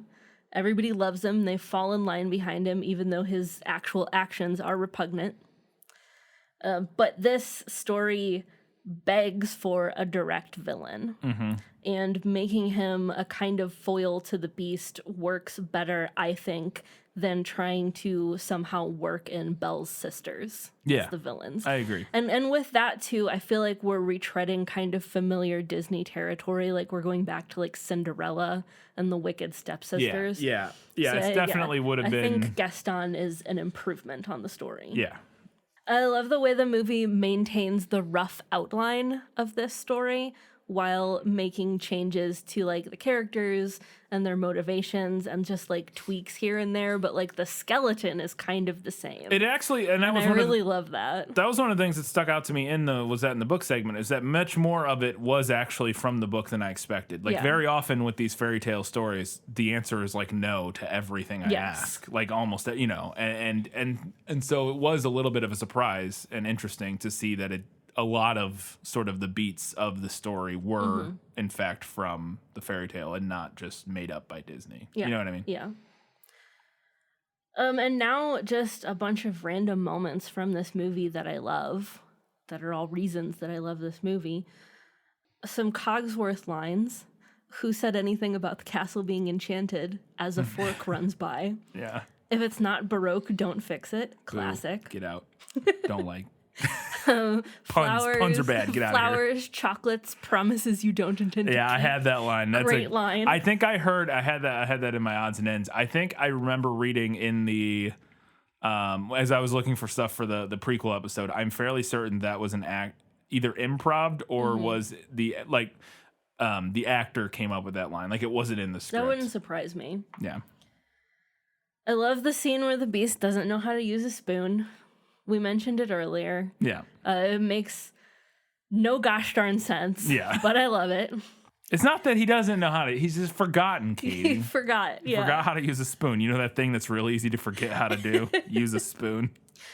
A couple moments in Something There, which is the song where they're falling in love, which I think might be my favorite song in this movie. I love that song. I mean, yeah, they're all good, so. Yeah. I love the look on her face when she's behind the tree that I might be into furries. Look on her face. Yeah. It's like, wait a second. Wait a minute. I don't know about this. This is okay. And then when she turns back and he's just covered in birds. Yeah. Yeah, it is adorable. When Beast is getting ready to go have their dance in the ballroom and they're like dressing him up and Lumiere is like, oh, you look so stupid. Yeah. And I also think that's a fun reference to like the ostentatious French court fashion. Yeah. Like it's a fun little nod to the time period, quote unquote. How ridiculous everybody looked. Yeah. I love Belle throwing it back to Gaston at the end. He's no monster, Gaston. You are. Boom. Got him. Got him. And then one of my like very top things, like random little things that I love in this movie is Gaston's face when he's fighting the Beast. And initially the Beast has not been fighting back. And then that moment when he stands up and starts fighting him, and Gaston's face is like, "You're a giant monster. I've made a terrible mistake." I don't know why I thought I could beat up a giant monster. That was dumb. That was dumb of me. Yeah. All right. Let's get now to a very brief "The movie nailed it" section. As I expected, practically perfect in every way. I had more things under this, but you had so many of them, and was that in the book? That I just took them out of this section. But one thing that we had not talked about was that Villeneuve's story does have Beauty wandering about the castle, and she does at one point stumble across a portrait of Beast as a human. And obviously not realize that that's what she's looking at. Yes, and not realize that that's what she's looking at. Yeah. Which, I mean, in the movie, she goes in the West Wing and she sees, like, the ripped up portrait, and you can see it, like, almost click. Like, probably if she had stared at it for a little bit longer, that would have clicked into place. Yeah. But that is something that is potentially drawn from this source. Yeah. All right, it's time for some odds and ends before we get to the final verdict.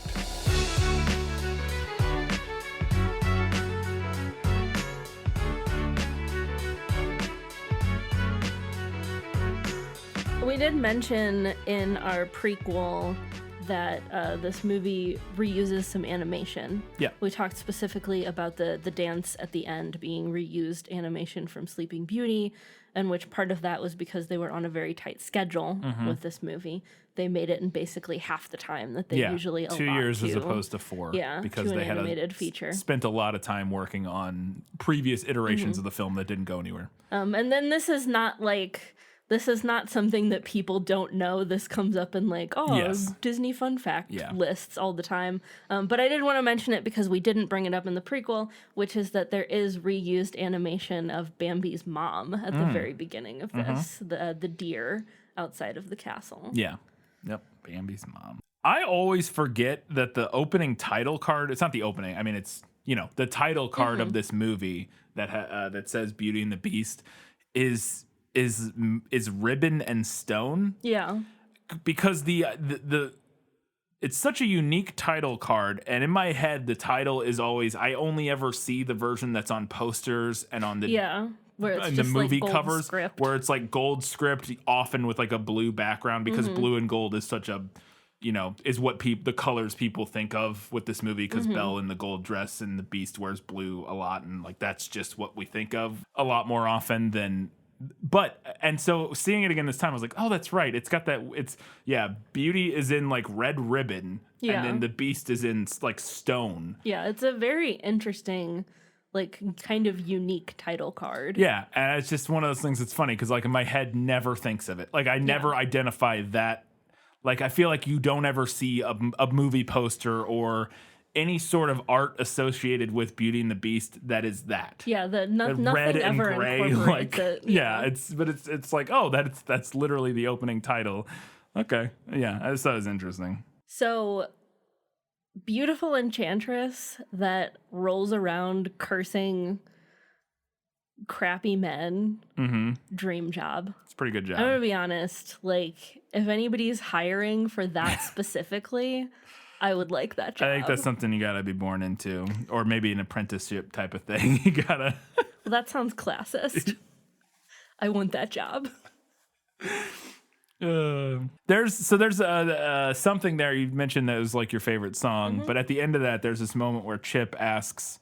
They're like watching Belle and Beast in the wherever they are or whatever, and. And Chip is asking, "What's there?" And they're like, "There may be something there." And then he's like, "What? What is it?" And they're like, and Miss Potts turns to him and goes, "I'll tell you when you're older." And I'm like, just tell them that they like each other now. Like that's what's there, is that they like each other. Like that, you don't have to go into detail about what.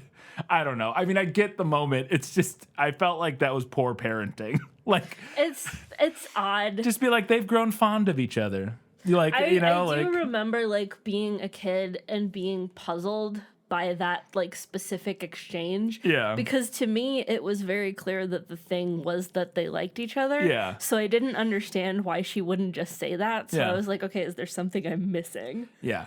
And it's absolutely like a little wink, wink, nod moment for the parents watching Right, the movie. yeah. But it still feels silly. I don't know. just tell them. Just say it's like, yeah, it's weird.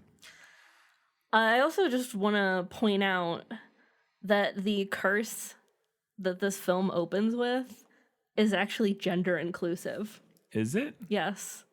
The words are, if he could learn to love another and earn their love in return. Wow. By the time the last petal fell.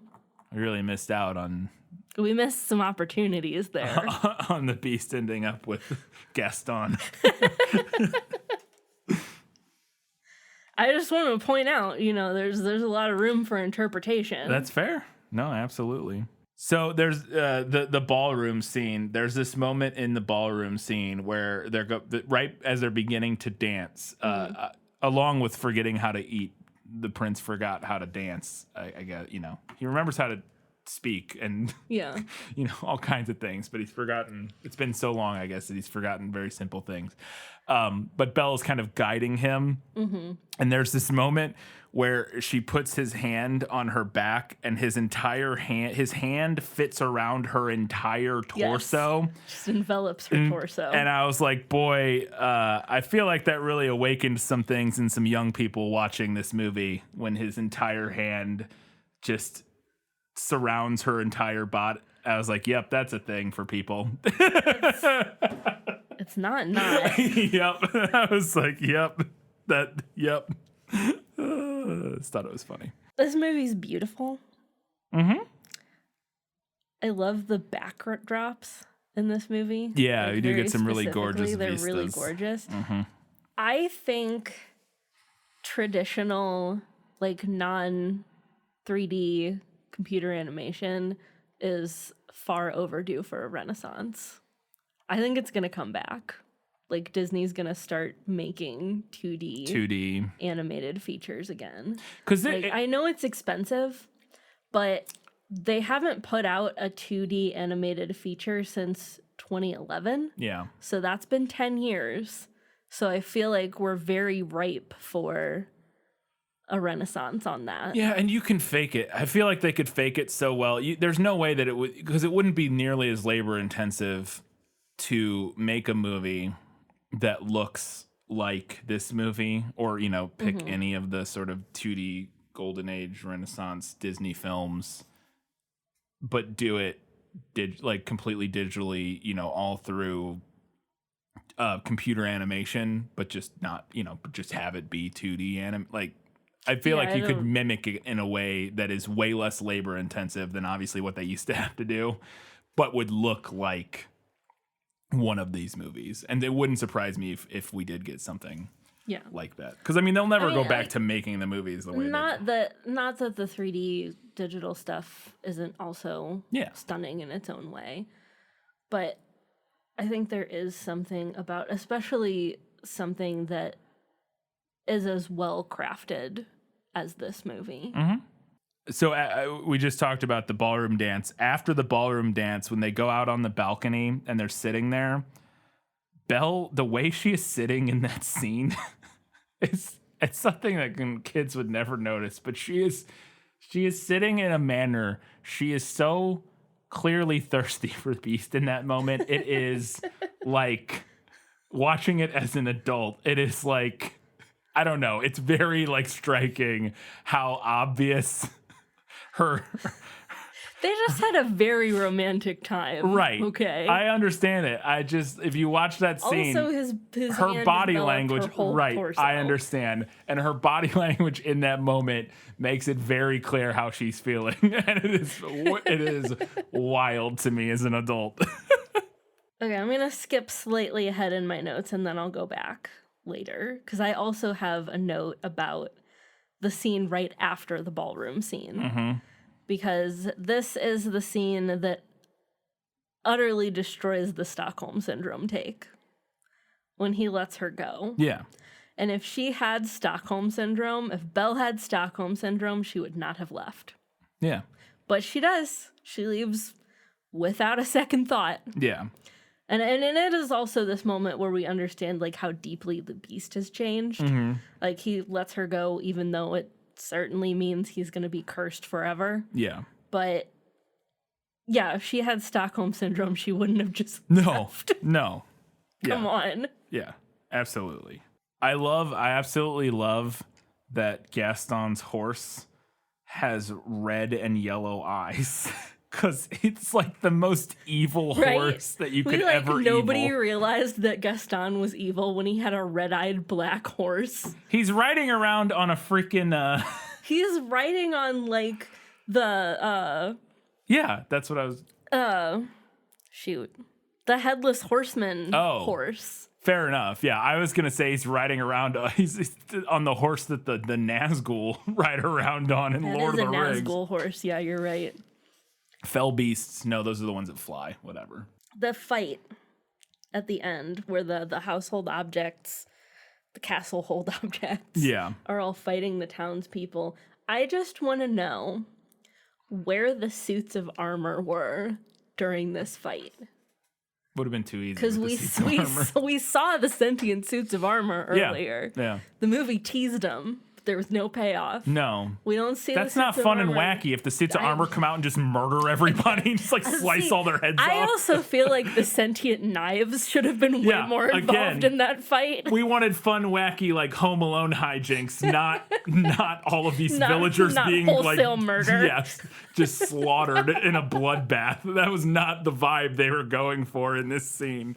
So we had to have teapots and arm wars beating up people and not suits of armor with swords and axes.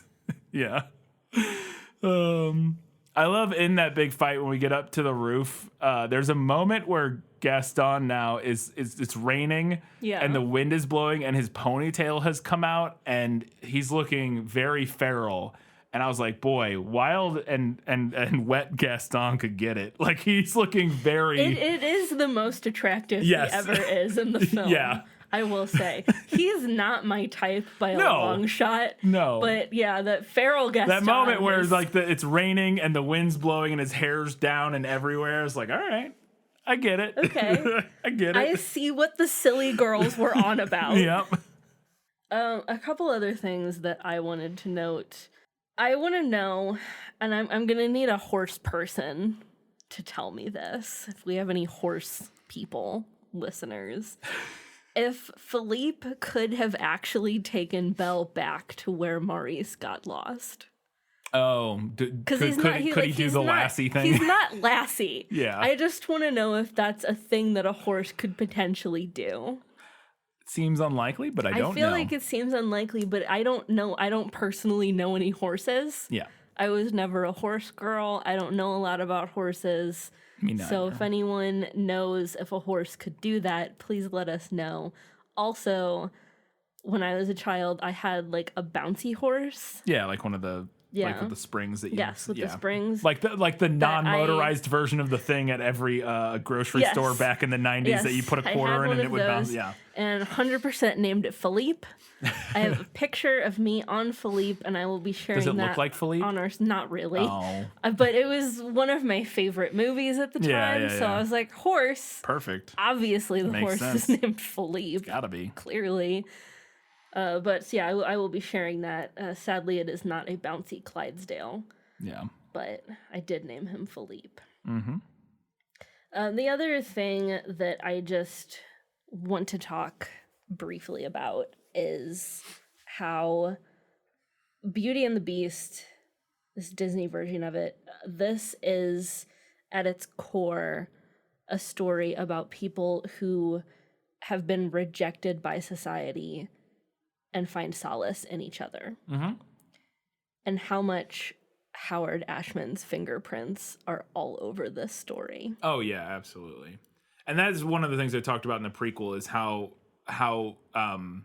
pivotal he was, even though I think he might have like a story credit or something, but he was not. He was a producer. Yeah, he was a producer. Well, but producers generally. But I think he passed like. I think he saw a version of it, if I'm remembering right. Yeah, he before it officially released, he had passed away. But yeah, but we thought like one of the we talked about, like I said in the prequel, how much more he was involved than just like writing the music. Yes. In fact, he was like right. Like that's the main thing he's remembered for is the music. Right. But he was very much involved, similar to The Little Mermaid. I mentioned in the prequel they would fly the storyboard artists out to New York, where he was living like in hospice essentially at the time, and he would like sign off, and they would like all of the storyboards and everything had to go out and get approved by him and everything. So he was absolutely like, ended up kind of being the main creative force behind much of what the movie became. Yes. And also, much like The Little Mermaid, incredibly easy to read this film through a queer theory lens. Yeah, absolutely. I think there is some inherent problematic nature of how the Beast became the Beast if you look at it too close, because he was a jerk. And then that's why he's now an outcast. But yeah, if you don't look at it too close, if it's like broader strokes, I think it does track. But no, absolutely. All right, before we get to the final verdict, we wanted to remind you can do us a giant favor by heading over to patreon.com/thisfilmislit. Support us there for $2, $5, $15 a month. Get access to different things at each level, including at the $15 level, priority access or priority recommendation status, where we will move your recommendations and requests for things for us to talk about on the main show up towards the front of the queue. We already have a lot of patron requests. Yeah, we have quite a backlog. We're booked out pretty far, but you'll go to the front of the you'll go to the end of the front of the list or whatever if you sign up and recommend something. And then at the $5 level, you get access to our bonus content, which Katie just mentioned a few minutes ago. For August is going to be a discussion on the 2017 Beauty and the Beast. So if you want to hear everything that Katie has to say about that, it'll be a lot. And then hear me be like, it was pretty good. Maybe you won't think it's good. Maybe not. Maybe you'll hate it. Maybe I will hate it. Who knows? You never know. But yeah, if you support us for $5 a month, you get access to all of our bonus content, and which a lot of it is that kind of stuff. Bonus. We have a whole episode where we talked about the 2019 version of Little Women when we did the 1990 whatever version of it on the main show. We spent 2 hours talking about the 2019 Little Women on the bonus content. And so all of those kind of things you can get over on the Patreon. You can also follow us on Facebook, Twitter, Instagram, Goodreads, all of those social media sites. Just search for This Film Was Lit. You'll find us. And there you can find all kinds of cool different things. Obviously, all the episode posts and stuff like that. But then Katie, like she said, she's going to post a picture of her with Philippe, her springy, bouncy horse from childhood. And also the illustration of Villeneuve's Beast, where he's an elephant man. I'll be posting that as well. So lots of fun accompanying media to go with the main episode stuff on the social media. All right, Katie, it's time for your birthday episode final verdict. Now, are you ready for your sentence? Sentence? But there must be a verdict first. Sentence first, verdict afterwards. So, I don't think it should come as a surprise to anyone that I'm going to pick the movie. To me, this is not only one of my all-time favorites, it's what I would consider a near-perfect film. From the animation to the score and the songs to the storytelling that takes an outdated tale and retrofits it for a new audience while still maintaining its familiarity. I love everything about this movie. Mm-hmm. Now, that being said, I will never tell you not to read a fairy tale because fairy tales are always worth your time. If you don't have a lot of time, I'd suggest going with the Beaumont version. Villeneuve's version is interesting, but it is lengthy and oversaturated with details and unnecessary plot elements. I totally understand why Beaumont looked at it and said, okay, yeah, we're taking scissors to this. When we talked about the history of La Belle à la Bête in our prequel episode, and so we know why that story was meaningful to people in that place and in that time. And what makes each new version of a fairy tale great is that meaning. It speaks to the people of the time and place in which it's told in a way that is utterly unique and meaningful to them. I believe that Disney's Beauty and the Beast, and let's be real, largely due to Howard Ashman's influence, accomplishes this with aplomb. And for that reason, I'm giving this one to the movie. Fantastic. Katie, what's up next? People know, but... Up next, we are starting to close out our 2021 summer series. We will be talking about The Hunger Games, Mockingjay, Part 1. Part 1. We did a little bit of research. If you're reading along with us, especially if it's your first time reading the books or watching the movies and you don't know, it appears that the roughly chapter stopping at the beginning of chapter 14 is about the right place. Somewhere in the 180 to 190 page. Obviously, the movie tweaks some things around, but roughly the first movie ends around page 182. And if you go to like the end of that chapter, which is like a few pages later, that seems to be probably a pretty good stopping place. That doesn't spoil anything major in the next version. So if you want to do it that way and just read half, because that's what we'll be doing, mainly so we don't read the whole thing and then have to go, like try to remember details from the second half of the book an extra week removed when we watch the second movie. So we'll be stopping after at chapter 14 in order to review the first Mockingjay film, which will be in 2 weeks' time. In 1 week's time, we're coming back for another prequel episode. I don't know what we'll be talking about yet, but one of the things we'll be talking about, which will be a lot of fun, is your reaction and your thoughts and your feedback on Beauty and the Beast. What you thought about it, what you thought we said about it, all that good stuff. You can give us those comments on our feedback posts, which you can find, like I mentioned earlier, on Facebook, Twitter, and Instagram. Head over to those places. Leave us your feedback. Also on Patreon, you can do it if you are a patron. You can comment there. All those places work. Leave us that feedback, and we'll read it and discuss it on the next prequel episode in 1 week's time. And until that time, guys, gals, non-binary pals, everybody else, keep reading books, keep watching movies, and keep being awesome.